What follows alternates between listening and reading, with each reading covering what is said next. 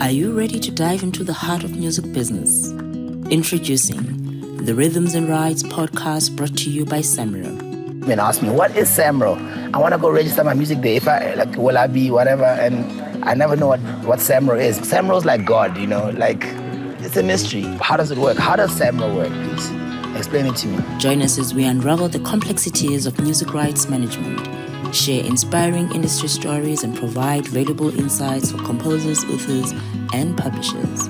Each episode offers an informative session on everything you need to know about SAMRO and the music industry. Stay tuned for Rhythms and Rights, your backstage pass to the music business, only from SAMRO.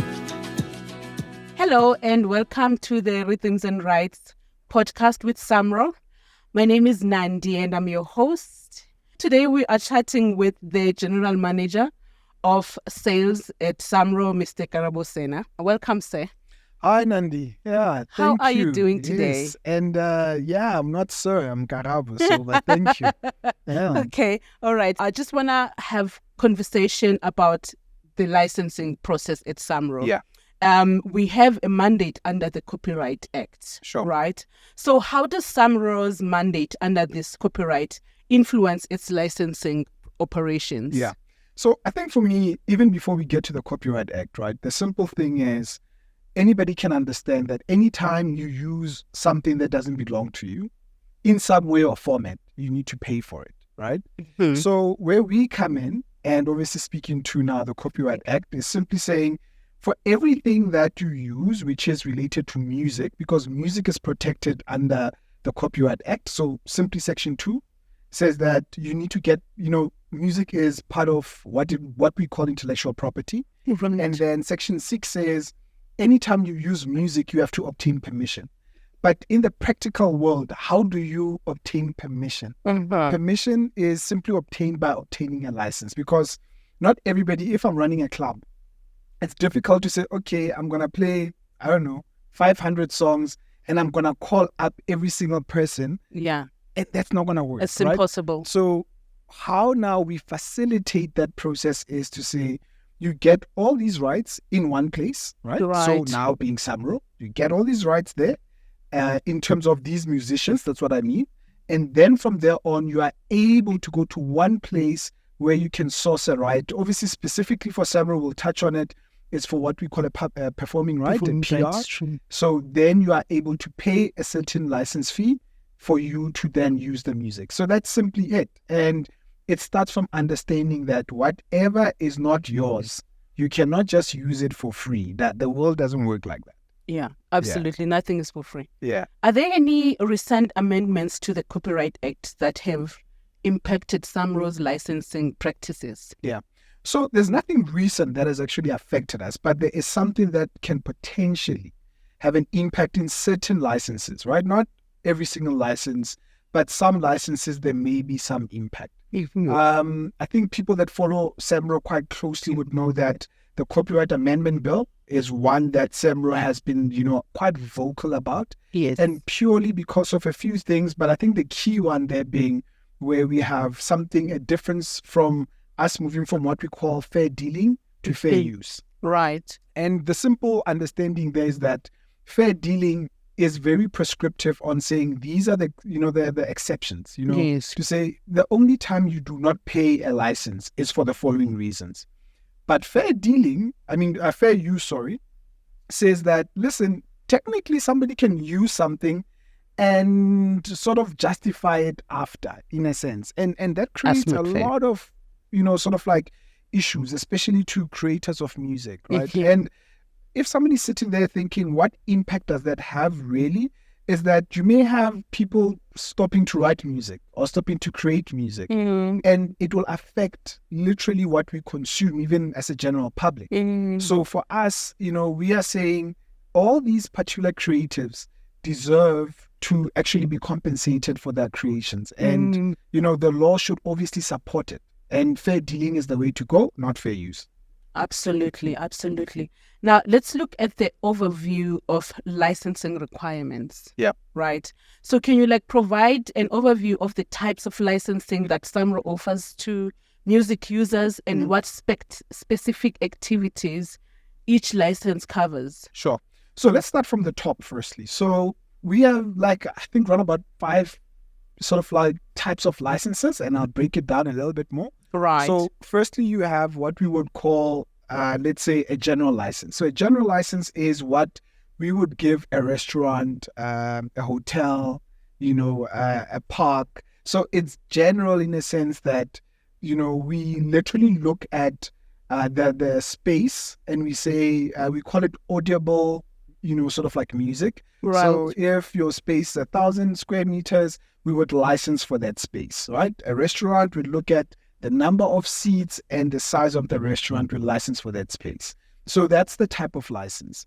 Then we have what we call broadcaster licenses. Right. There are differences there because for broadcasters, mainly you have radio and you have TV. And the reason why I want to firstly emphasize TV, often when we think of music, we think of what we call commercial music. Right. Commercial music is like me saying Tebe, is like Ndu, it's like, I don't know, Beyonce, any other music that you can think of. But that's not the only music that we license. Because what we call mood music, technically we call it production music. So as I'm watching a movie, there's all these sounds in the background, right? That's all music. Yes. Right? Because think about it. How would you feel if somebody's crying and it's just silent? There's no song, it doesn't background have song. Effects. Thank you, right? It will not make you feel the same way. So all of that is licenses. You watch TV. So TV, with a lot of music being used there. There's a lot of music being used on radio, obviously. So there's a license for that. Then we have something that we call digital. So digital is broken up further into 3 types of licenses. Right. But to be simple, it is firstly one where we call VOD, so video on demand services, Netflix, Amazon, and the likes. And then the next one is DSPs, digital service providers. So these are your iTunes, Spotify, and the likes. And then the last one is what we call UGC, user-generated content, Facebook, Instagram, TikTok. Right. So that's the type of licenses that we have, right? And then I would say lastly, then we can also talk about foreign, because often we think of SAMRO licensing music only here, but that's incorrect. So because your music could be played in Germany, in France, right. in the US, in Mexico.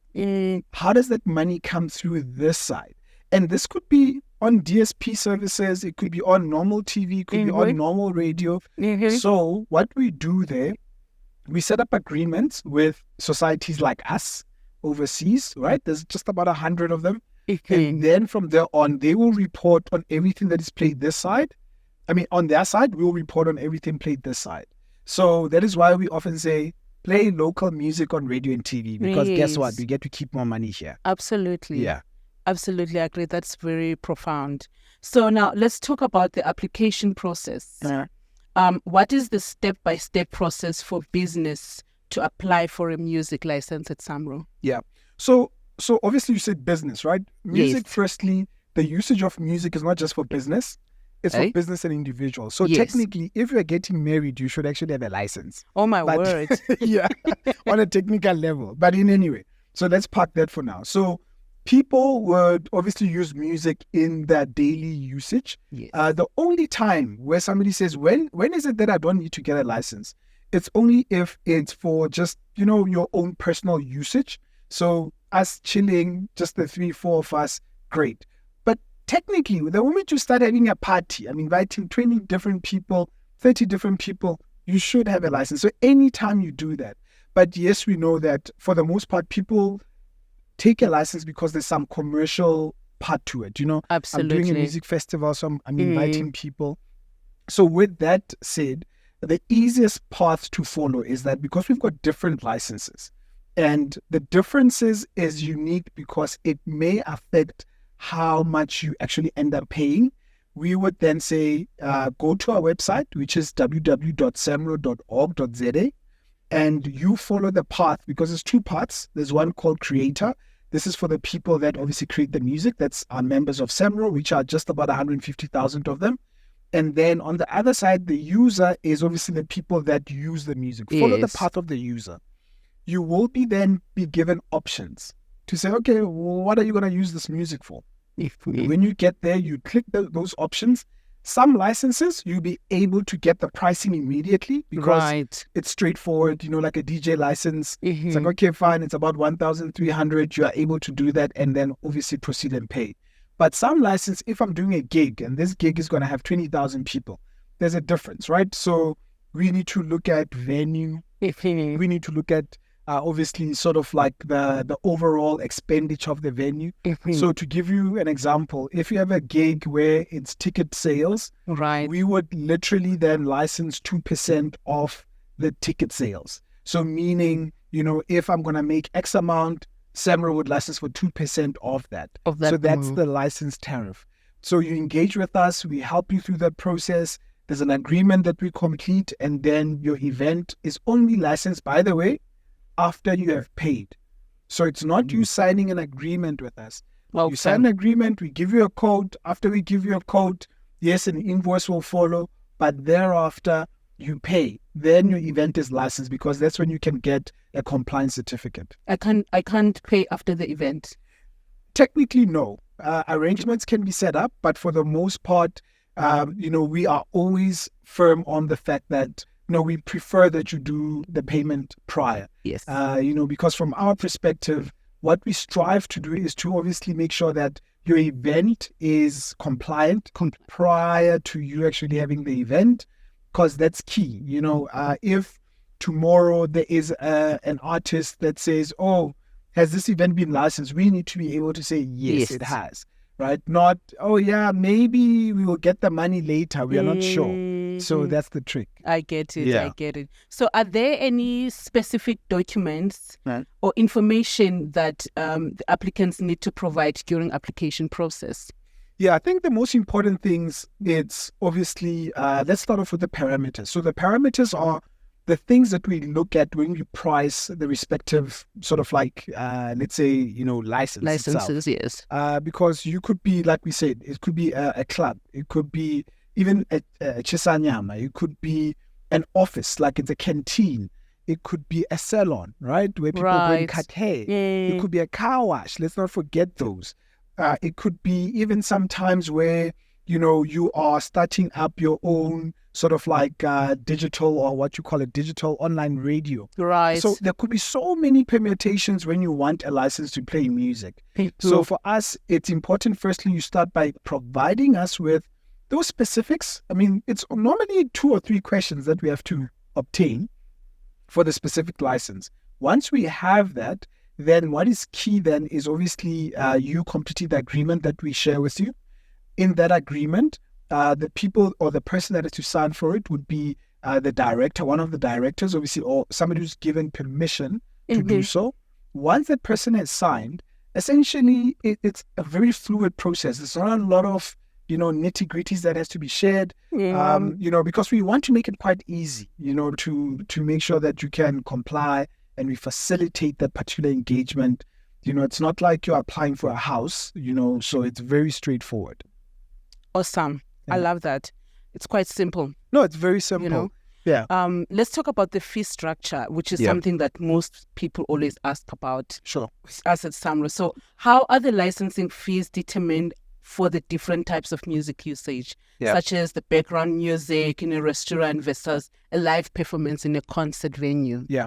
So the first thing that we do, every single year, we look at obviously pricing structures internationally, because that is the biggest driver. And I know somebody will say, but why is that relevant? And the first thing is that we need to make sure as SAMRO, we are able to retain our agreements with international partners. So guess what? So you can also enjoy international music. Absolutely. Through permission. You know what I mean? Because if you want to play Jay-Z, somehow somebody needs to authorize you to play Jay-Z. Actually. So SAMRO is able to do that on the basis that the pricing is up to scratch. Like, somebody sitting at ASCAP or somebody sitting at BMI or somebody sitting at SESEC is not going to sit and look at it and say, but guys, this doesn't make sense. Why is this person paying $100 for a license where they're using so much music of my artist? You know what I mean? So there is that international component to it that we look at in terms of how the pricing is structured. But over and above that, it's also how the music is being used, right? Right. So if music is primary, what we mean by music being primary is where the actual reason why somebody's going to the actual places for music, then obviously the license tends to be slightly more expensive. I'll give you an example. If I'm going to a restaurant, I'm not going for music. I'm going to eat. That's my primary focus. Music is there for ambience and whatever else, right? If I'm going to a club, different. Yes. I'm going there for music. Try going to a club and there's no music. There's going to be a problem, right? If I'm going to a music festival where there's live performances, I'm going there for music, right? Yes, people might indulge in whatever else, but the basis is the music. So if music is primary, is a primary focus, yes, the license obviously would be a little bit more expensive, considering obviously why, music is a dominant factor. But when it is obviously something in the background, it's quite, I think for me, in my view, it's not as expensive. So to give you some ballpark numbers, you have, venues that are quite small in terms of, when I say small, I mean a venue that is about 500 square meters. Right. It's a restaurant or it's maybe a car wash or something of that sort. Those venues are able to pay somewhere in the region of about 5,000 to 6,000 rands. Okay. And if you think about it, it sounds like a lot, but hang on. Take that 5,000 rand, split it over a year because the license is over a year. Right. I was going to ask that. Yeah, now you are sitting there with maybe 400 odd a month, right? And then you say, okay, that's a month. Split it over something like a number of days, right? Because even if your business just operates for 20 days, you've got weekends, you're closed or something of that sort.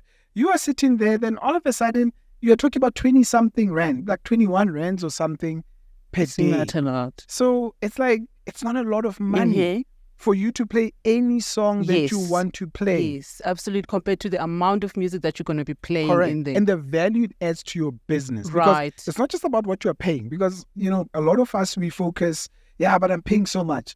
But hang on. Try running your company without music. With other music, yes. So this thing adds value. That's why you obviously have it there, right? Otherwise, you'll be like, whatever. I'm not playing music. So it adds value to your patrons. That's why you make sure that music is always a feature. Absolutely. Yeah. So are there any factors that can influence the cost of a license, such as the size of the venue? I think you just answered that. Yeah. Right? And it does make sense what you're saying, though. So let's move on to the compliance and enforcement. Sure. Because that's very important. Yeah.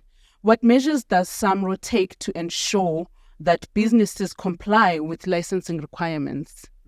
So firstly, we strive to make sure that we create a value proposition for businesses. So I think one thing with compliance, you do not want to pull somebody to the watering pond or whatever to say, no, come and drink here.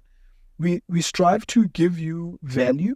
Right. And from that value, because you can see how music is positively affecting your business, it is easier for you to pay for the license. However, we know that some people, for whatever given reason, they will just want to just take chances for whatever given reason. So for those chance takers, what then happens is that we have a division that we call lead generation. So people purely wake up every single day, come to work, and their job is to look for leads. What a lead is a business or enterprise that is not currently licensed. It could be a show, it could be a business, whatever it is, right? But you're using music. And music, you could use it intermittently, you could use it every day. Doesn't matter, right? Like a company could say, once in a while we have a prize giving. And you play music, use it intermittently, but the point is you use music, right? At the end of the day. That's the point here, right? And obviously that will be considered when you license. You won't get the same license as somebody who uses music every day. When you use it once in a month, that's different. But then coming back to enforcement. So what we would do, these people would identify these respective venues or enterprises. And after they do that, we would then obviously be in touch, contact them. And if they don't want to take a license for whatever given reason, we start doing our own inspections and then that's when our legal gets, involved. Right. And I know somebody could sit back and say, yeah, I've been doing this. Your legal hasn't got in touch of me or something of that sort. But it's all in the works. Like, we'll get to you. Right. And I think what is important is that when we get to you, we strive very hard to make sure that infringement, because as per Section 27 of the Act, it is clear that infringement, even if you are a venue, but you are saying, oh yeah, I'm not the one playing music, I just hired that guy, he brought his sound. Like, no. You are an enabler. Yes. So you need to make sure that you are licensed. So at the end of the day, we make sure that we then litigate against those parties. Yes, we may not be making as much noise about it because a lot of the instances we are able to get, out of sort of like we settle outside of, the litigation process. But for those that we go to court with, for the most part, we are often successful. Right. And that's what's important about this. But I think for me, I'd like to encourage South Africans to say, often especially we see it when artists pass away. Ish. Right? Somebody will be like, yeah, but what did they do with their money and all those sort of things? But guess what? You also stole from them. Right. You, the person that's saying, what did they do with their money? You were stealing because you were using their music without their permission. You never paid them. So you've got literally, you are the last person to speak. Absolutely. And that's where the problem is. So people must take charge and be responsible. You say, hey, you can't be telling people what did they do with their money, meanwhile you stole from them. Pay them what is due to them.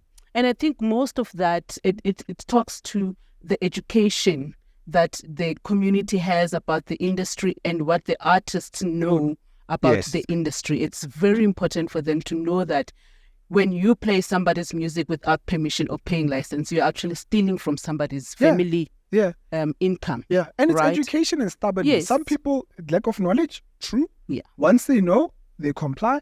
Some people are just stubborn. But the truth is you are stealing. It's piracy.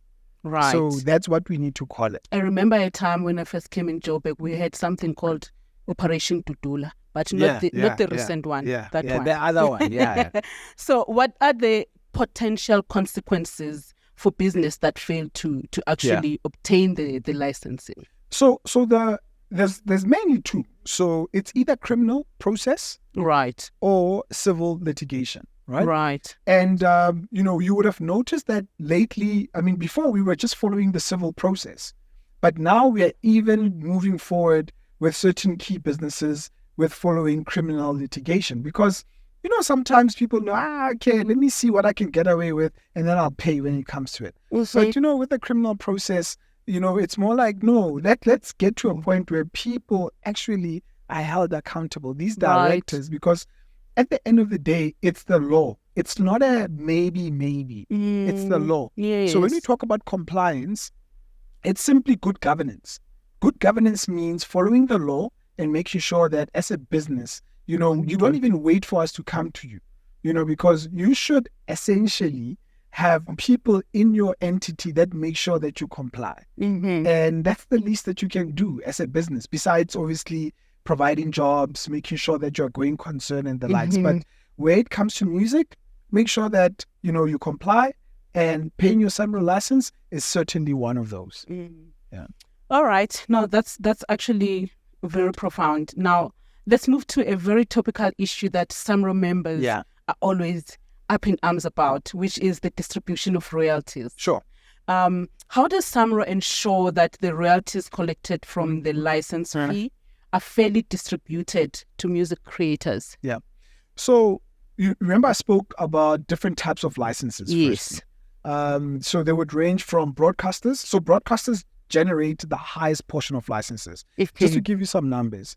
Last financial year, SAMRO generated in the region of about 580 odd million, right? Wow. And this is from 490 odd million.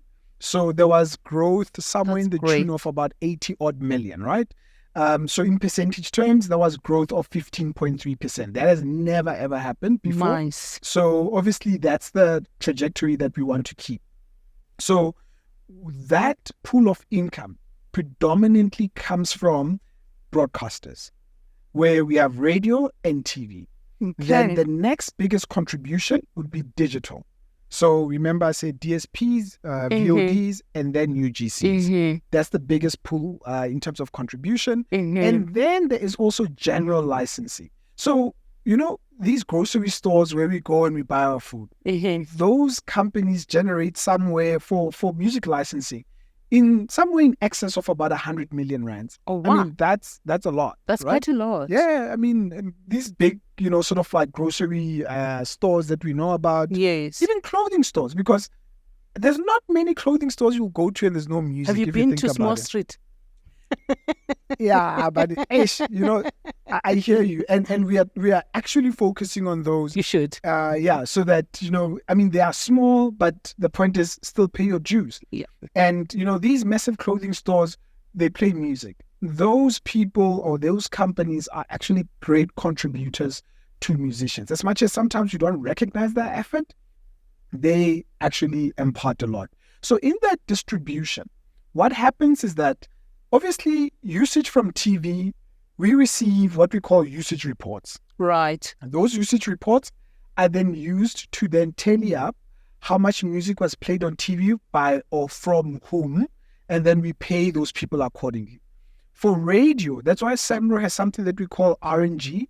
So it's actually radio, stands for radio and general. So all these, apparel stores, all these restaurants, all these grocery stores, hospitality, we then put it into the radio distribution, and that's what we pay out. These are massive distribution where radio in general is somewhere in the tune of almost 200 million, TV somewhere in the tune of about 150 to 170 million. So that's massive. That's right? huge. You don't find that in Africa. I know people say, SAMRO, this, but sit and compare. You will see what we're talking about. We know what we know. Correct. So right. At the end of the day, we use the usage that we try and obtain from the users to pay out distributions. And any person that feels at any point, I don't think I'm paid correctly, raise that with us. Right. Don't sit in your corner and complain. It's not going to help anybody. And go to Facebook as well. It's pointless. Doesn't matter. Yeah, it's pointless. If your objective is to simply complain, you are at the right place if you just go to Facebook and Twitter. You're at the right place. But if your objective is to say, hey, I want to fix my problem, contact the respective company, SAMRO, so that we can assist you with that. Absolutely. Yeah. That's awesome. Can you now explain the process and criteria used to calculate and distribute these royalties? Yeah. So to make it a little bit simpler, assume we go to SABC and let's just say 5FM. The licensing fee for 5FM is R1 million, right? Right. For the year. If it's R1 million, and this is a figurative value, by the way. So if it's R1 million, we would then, so there's a simple formula, right? We would then consider the total amount of music used by 5FM on a second level. So how many seconds of music did they use, right? So let's say 5FM, for just this example, used 1 million seconds of music. What would then happen is that we would divide 1 million rands divided by 1 million seconds of music. Right. What that would give us is something that we call a unit rate. So it's almost like the cost of 1 second in a sense, right? So for this example, the cost would be like 1 rand, right? That's what a second is worth. Yeah. And all we do, if your song was played for 100 seconds, we simply just multiply that 100 seconds by this 1 rand, and you get your $100, right? Right. And so it goes. But obviously the values may differ slightly. And for SAMRO members who want to know what this unit rate is, like the actual number for the different radio stations and TV stations, the best place to go to our portal, and then under documents on our portal, you will find a document called unit rates. And then go there, we'll give you unit rates of up to 5 years per station, and then you'll see the different values. And then you can do your math as well from there. That's awesome. Yeah. Actually, it's good to know that you can find that information because we share people always ask for it, you know. Yeah. So let's go to digital licensing. Yeah. We're almost wrapping up. Sure. So how does SAMRO handle licensing for digital platforms such as streaming services and online radio? Yeah. So music, the way it's managed on the digital platforms is that we license it by territory. So meaning for the South African territory, we would engage with the TikTok directly and we would license it for percentage of their revenue, right? Same goes for, your Netflix or your Apple TV or even your Spotify. We would license for percentage of revenue. So that's pretty much how it works. So in the territory, if more people, for example, on Spotify, do not go for the freemium, right? Meaning you pay for music. Right. Guess what? South African artists will get paid more. But yes, it also applies if people listen to South African music more, right? Obviously, if you're listening to Drake all the time, just because Drake released an album, yeah, Drake will get paid. But the basis is that at the end of the day, we encourage, users to say, hey, especially for those like Spotify where you have to pay to subscribe, pay your dues so that, a South African artist can get paid more. Because that's why people sometimes sit and say, yeah, but American artists make more money with lower streams. Of course, it's common sense because guess what? If Spotify has 1 million users and maybe only 10% are paying for the subscription, that simply means, in South Africa, that is, the pool is not as big because the other 90% is based on advertising revenue. Meanwhile, in the States, they may have 70% that are actually paying, the subscription. Right. So that is why the rate per stream will be higher in certain geographical locations versus here. It makes sense. So yeah, that's the logic of it. Wow, it makes sense. I didn't know this. Thank you. So what challenges does SAMRO face in the digital licensing landscape and how are these being addressed? Yeah.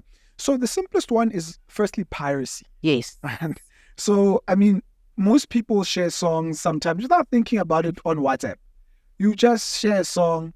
But when you do that, firstly, there's so many rights that you are infringing upon because I know we are just talking about performing right. We haven't touched on what we call a mechanical right on a needle time. So at the end of the day, we are simply saying when you share this music, loosely via email, via WhatsApp, nobody's getting paid. Right? Besides you enjoying what you're enjoying, but nobody's getting paid. And the other one is, obviously, that's a physical way of sharing music. The other one is obviously websites where people will go to and download. To just either download or stream music where, this site is not a licensed site. It's not authorized to essentially have that music. So that's another way in which you actually see it happening. But I think the last one is where consumers are not taking the charge of saying for certain services you have to pay for them. Like I made the example with an iTunes or a Spotify. To say, hey, actually, if I'm paying Spotify and I listen to this favorite gospel artist that I love, to some degree they will get a certain fraction of that, and that's how value is transferred, right? Because people are not buying CDs anymore that much. Yes. So how do you transfer value now to your artist? It's either you go to their concert or you are going to listen to their music in a licensed platform. That's how you transfer value back to your artist. That's awesome, man, because also there's a problem now where music venues are closing. So artists, they don't have an outlet to perform. So they mostly depend on us streaming their work, And I think obviously we are going to close, but I think what's important is that normally when we speak about artists, especially South Africans, we often think of those 30 people or 40 people that we like. SAMRO has 150,000, just over that, members. So meaning the number of artists that we have are a lot. Now, a lot of times we think that we should only listen to the people that are played on radio. The beauty about streaming is that it gives you such a huge bouquet of artists. Right. So we often say, hey, sometimes listen to that person that you would never normally listen to. You'll be shocked how much you would love them. And that's the person that you play quite often. And that's the person that will start making money. A lot of people in South Africa, when you call yourself an artist, not in a bad way, you are broke. Why? That's true. Because nobody wants to attach value to music. Absolutely. So let's start attaching value to music and attending, shows, because the best artists, like I'm talking about artistically, people that, they wrote a song, they either even performed their own songs, you'll be shocked. It's somebody that you don't even know. Like you just rock up somewhere, this guy's performing, like, more thing, and then all of a sudden you're like, I know that wow. song. Oh, you don't even know it, but you're like, wow, this Wow. is, it's the first time I hear this song and it's amazing. Absolutely. Those are the people that I would say, look out for those people. Let's not just consume, everything that's just on radio or anything of that sort. Right? Not that I'm against the big artists, but trust me, there's the next guy that's coming. And the only way the next guy comes is we give them attention. Support. Yeah. Absolutely. Let's talk about collaborations with other organizations. So how does SAMRO collaborate with other collective management organizations, such as SAMPRA and Capasso, to manage these different music rights? Yeah. So we essentially work together. For example, Capasso, we currently do digital licensing together, right? And then as well as with, SAMPRA, we work together in terms of collaborating on key licensees that we want to license. And then obviously with RISA as well, we've got the Summers and the like. So we all work together. And because, at the end of the day, we are serving one industry. Right. So no matter what we try and position, we are still serving one industry. And yes, SAMRO is the biggest one, right? Because from a revenue stance, from a membership base, from even tenure, right? SAMRO is just over 60 years old. So I think there is more of that push for SAMRO to try and lead the market to some degree. Absolutely. Yeah. One more question about the future developments. Yeah. So are there any upcoming changes or developments in SAMRO's licensing policies or procedures that music users should be aware of? Yeah. So I think from a music user perspective, our focus is much more driving, how do we make sure that music users obtain value, right? And obviously communicating that to them to some degree. And, obviously making sure that they see value in what they are also purchasing. Because at the end of the day, there's always this assumption that does this money actually arrive at the hands where it's supposed to? Yes. And that's what we seek to communicate. So they are assured that actually we do pay this money out. And then from the other side, from the creator side, it's also making sure that they receive the payments that's due to them. So that's also part of us increasing revenue. So, for the very same sort of performance, they earn more. They see more value coming from SAMRO in terms of value adds and the like. So that's literally what's coming forward in the future. All right. Wow. This was very informative. Thank you so much, Karabo, for your time to chat with us. Yeah. I know you have a very important appointment that you must run to. Yes. But thank you for the information always. Perfect. Thanks, Nandi. All right. Have a good day. This was a very productive and informative session with licensing. And Karabo Senna was the GM of licensing at SAMRO. Thank you so much for joining us, and we're hoping to see you on the next episode.